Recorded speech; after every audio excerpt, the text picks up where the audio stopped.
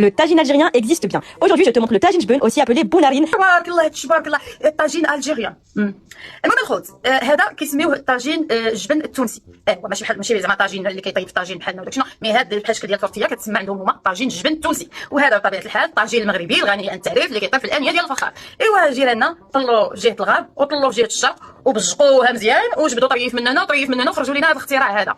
كل رمضان كيحزموها كيبداو يدوروها مره لجهه الغرب مره لجهه الشرق. اللي هو مغربي كتولي سميتو الوهراني المغناوي التلمساني، اللي هو تونسي كتولي سميتو العنابي ولا القسنطيني. مع انه هذوك المدن اللي في الشرق الجزائري كانت في الاصل تونسيه والمدن اللي في الغرب الجزائري كانت في الاصل مغربيه. وحنا لا توانسه ملي كيكون واحد الطبق كديروا كاملين من اقصى شمال البلد الى اقصى جنوبه. كنقولوا الملوخيه التونسيه راه كيديروها توانسه كاملين، ملي كنقولوا البسطيله المغربيه راه كيديروها المغاربه كاملين.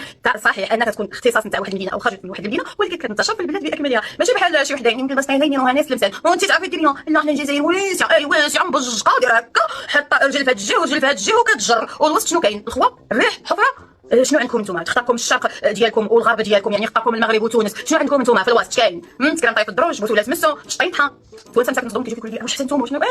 حنا القصه طويله. دابا البدايه غتجيكم صعيبه، من بعد غادي تعودوا على الموضوع.